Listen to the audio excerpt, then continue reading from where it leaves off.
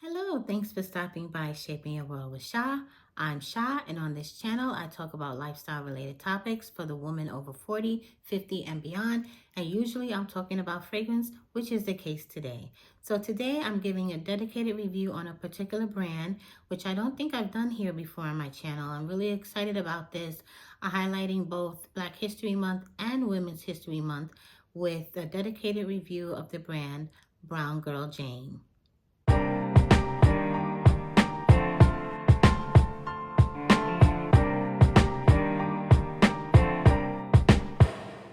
So as always, I have my notes here because you know me, I like to be very detailed. And I just was really excited about this brand, particularly because it was created by three Black women and they had the idea to design cutting edge scent collection designed to support your mood and also release neurotransmitters such as dopamine and serotonin, which I thought was very interesting. You know, their fragrances are really focused on providing positive moods for the wearer. So there are 6 fragrances altogether in this collection. Of the 6 fragrances in their collection, I have 4 of them. So I'm going to start off by talking about the 2 that I don't have. I'm going to get them out of the way and move right on into the 4 that I do have. So starting off with Bahia. Bahia is described as a white floral bubble bath. It says, their website says, to spray Bahia to feel peace. It says Bahia is formulated to reduce stress and encourage moments of instant calm and relaxation. So the notes in Bahia are peach nectar, water lotus, orange flower essence, tuberose, jasmine petals, golden gardenia, vanilla bean, cedarwood, and cashmere musk. Now, the reason why I don't have Bahia in my collection is because basically because the peach nectar and the golden gardenia are 2 notes that can sometimes go very sour on my skin, particularly the peach nectar. I'm finding that I have a few, not a lot, but I have a few fragrances in my collection presently that have notes of some form of peach. And for whatever reason, the peach tends to go very, very funky on my skin. And so I was kind of nervous that that might happen with this fragrance. So I decided not to purchase that. The second fragrance in the collection that I don't own is Lamu. And I hope I'm pronouncing that right. But Lamu is said to be formulated to boost mood and encourage moments of happiness and elation. The notes are bergamot, coastal sage, Italian lemon, salty plumeria, coconut water, gardenia, driftwood, solar musk, and sandalwood. And this fragrance is described as a solar lemon and white floral. So the reason why I don't have this fragrance in my collection is primarily because of the salty plumeria, the coconut water, the gardenia, and the solar musk. Salty, and again, this is a salty plumeria, and I was a little nervous because I do generally like plumeria fragrances. However, salty notes don't always go well with my skin, and also coconut notes also do not always go well with my skin. So I was really nervous that this fragrance might go a little left on me, and I didn't want to have a full-size bottle of it. I might still get, they do sell a discovery set, and I might pick up the discovery set. The discovery set contains all 6 of their fragrances, and they contain 2 ml size of the 6 fragrances in their collection. The discovery set is $30, and it has all 6 fragrances. So I'm kind of on the fence, trying to decide, because I don't need samples of the other 4 fragrances, and I'm not sure if I really want to spend $30 just to smell Bahia and Lamu. I don't really know of any stores where I can find Brown Girl Jane. I know that Nordstrom does sell Brown Girl Jane, but I never found them to have samples in the store. So I might keep checking because I think these fragrances at this point have been out for a little over a year now. So maybe they might add them in the future. But in the past, I haven't been able to smell them in store to sample them. Let me know if you have come across them in store. I would love to know that. I would love to get my nose on Lamu and Bahia if possible. So moving right along, I'm gonna talk about the fragrances that I do have. And these fragrances come in 50 ml bottles for $102. So again, relatively speaking, they're very affordable. Definitely when you consider this is more or less a niche brand, and niche fragrances do tend to be a little more expensive. So $102 is a really good price point for a niche fragrance. I also feel like they're pretty good with longevity. They will last maybe anywhere from 6 to 8 hours on skin, at least on my skin.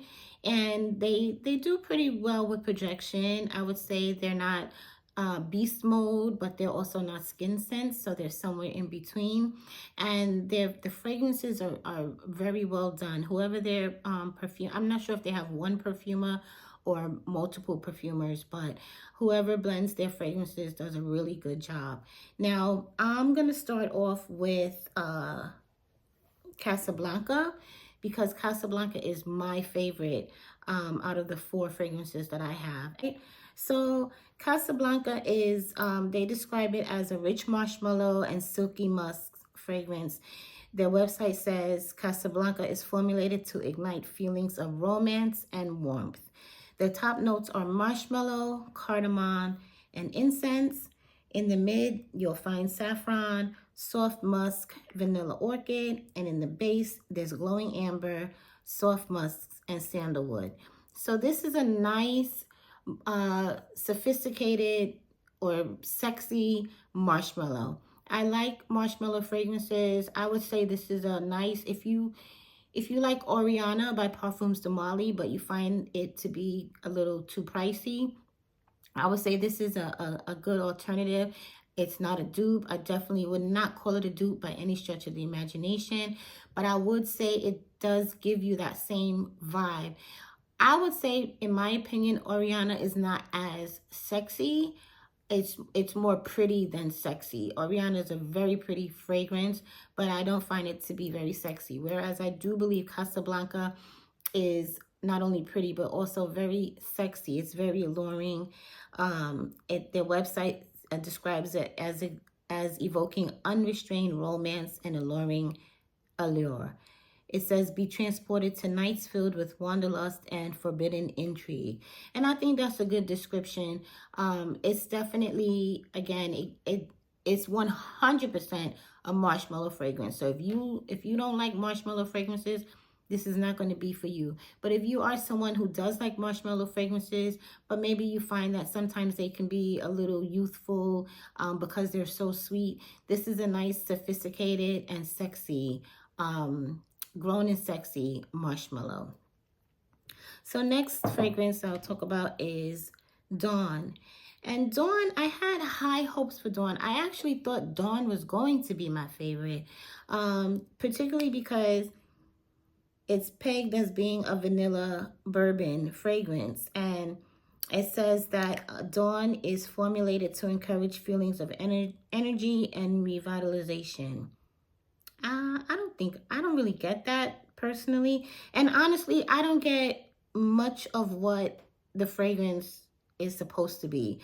So the top notes are raspberry blossom, cassis leaves, and water lily. In the mid, there's iris petal, violet greens, and amber resin.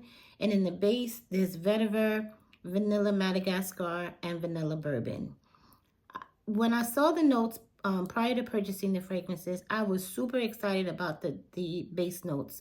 The vetiver, vanilla Madagascar, and vanilla bourbon. That's right up my alley. I'm a gourmand lover.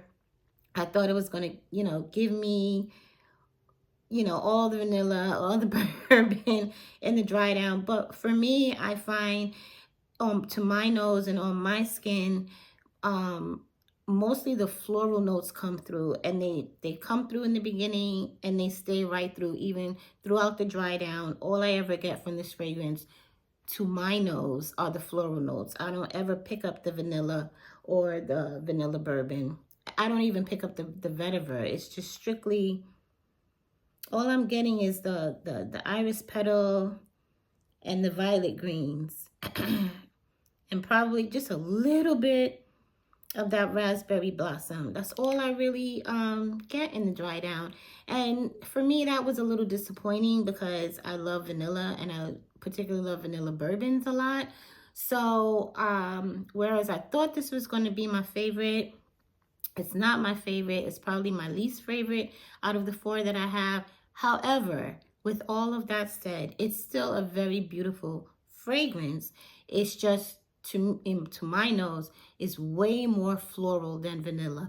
And it is a nice floral, but I just don't get the vanilla that it kind of says that it's going to give. So for that reason, it's my least favorite of the four in my collection. So next up we have Dare. And I do like Dare. Dare is a dark cherry and Italian leather fragrance. It's said to stir feelings of passion and intimacy. Again, I'm not getting the passion and intimacy.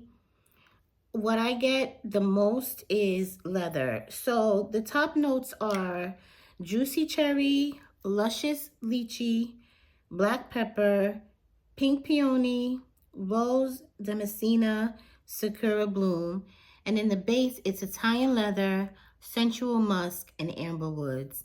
And I really catch that leather, that Italian leather, sensual musk, and amber woods. That's all my nose picks up for the entire fragrance. I'm very hard pressed to find the cherry and the lychee. And I don't even really pick up the rose. I get a little hint of the peony, but mainly I get a little hint of the peony that add a little sweetness to the leather and the musk and woods. But otherwise, I'm missing the cherry and the lychee, and I would really like to pick them up. But again, it could just be my nose. You know, let me know in the comments if you own Dare. Do you pick up the cherry and the lychee? You know, how does the fragrance come across to you? I like the fragrance. Don't get me wrong, I do like the fragrance. It's just when I look at the notes and I smell the fragrance, it doesn't come together for me. But if I didn't ever look at the notes, I would say this is a nice fragrance. I would say it's a nice unisex fragrance that leans more masculine. And I would say that because my nose picks up that Italian leather very prominently.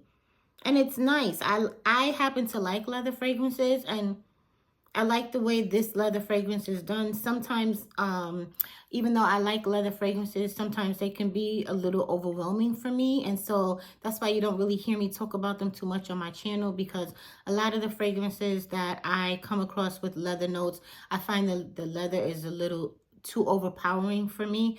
But I find that in this fragrance, the leather is nicely balanced by the floral, and it's a lot easier to wear. It's a lot easier to wear. I think I would say if you're someone that's like me, that's kind of who enjoys leather but kind of shies away from wearing it, this is a nice way to wear leather because it's nicely tempered by the florals. So that's Dare. So moving on to the last fragrance I have in my collection. This is Dusk. And oh, I like Dusk, okay? So Dusk is formulated to support rest and sleep. It's described as a smooth blend of cream, silk, and wood. In the top notes, we have toasted almond, coconut, and milk. And in the mid, we have vanilla orchid, wild freesia, jasmine nectar, And in the base, we have sandalwood, album, silky musks, and cedarwood. I like this fragrance, and what I especially like about this fragrance is that um, the milk, the almond, the coconut, and the milk do not go sour on my skin, because that's something I have a big problem with. I have a real problem with these, with nutty notes, including coconut, and also milky notes. Nuts and milk tend to go very sour on my skin, and I'm always looking to, I always hear the girls talking about the lactonic fragrances and how good and creamy and milky they smell. And, I wanna enjoy the milky fragrances too, but a lot of times I just can't, because the moment I put them on my skin, they just go sour. And instead of giving me like a nice sweet creaminess, they just give me spoiled milk on my skin. And so I don't have that problem with this fragrance. I can wear this. I would say it's more of a skin scent. It doesn't project very much. It's very musky. So I would say it's still not giving me that nice lactonic, um, creamy, milky creaminess that I might expect from the idea of a note, the milk note. I would say the musk is very overpowering. The musk with the musk and the cedarwood kind of really overtake this fragrance in my nose. I don't get so much of the vanilla orchid. I don't get the wild freesia. I definitely don't get the jasmine nectar. I'm getting those top notes of almond, coconut, and milk, and then I'm getting the base notes of silky musk and cedarwood. And those come together and they balance each other nicely. They come together to make a nice fragrance. And in particular, I like mixing this with Casablanca. I think they go really well together. I wore them together, layered together last week.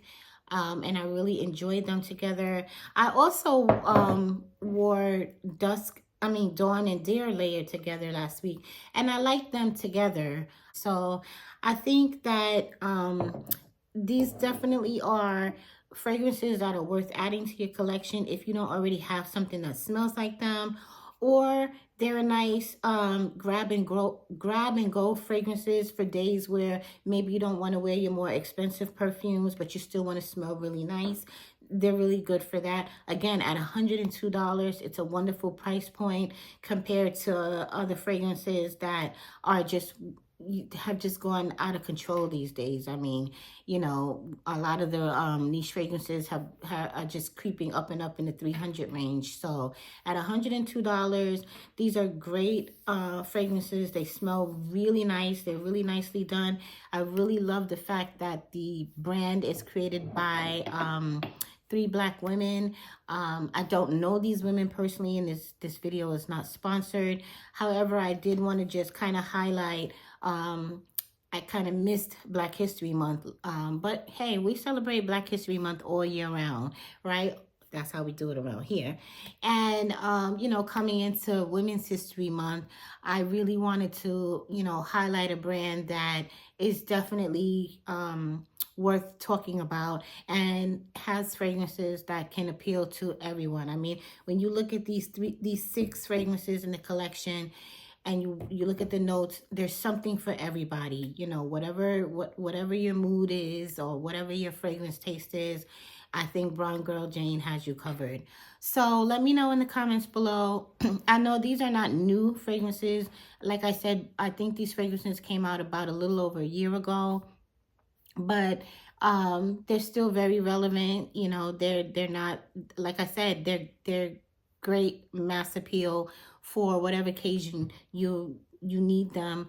They definitely will work. They'll go for a day date, a night date, for work, for brunch, for church. They're very easy to wear because they're not that, none of them are very polarizing, nor are they beast modes, so they're not gonna be offensive to people around you. So they're really easily wearable fragrances, and very wonderfully done. Kudos to Brown Girl Jane. Let me know down in the comments if you've tried any of these fragrances, and if you have, which is your favorite. Thanks so much for stopping by Shaping Your World with Shah. I'm Shah, and until next time, have a wonderful day.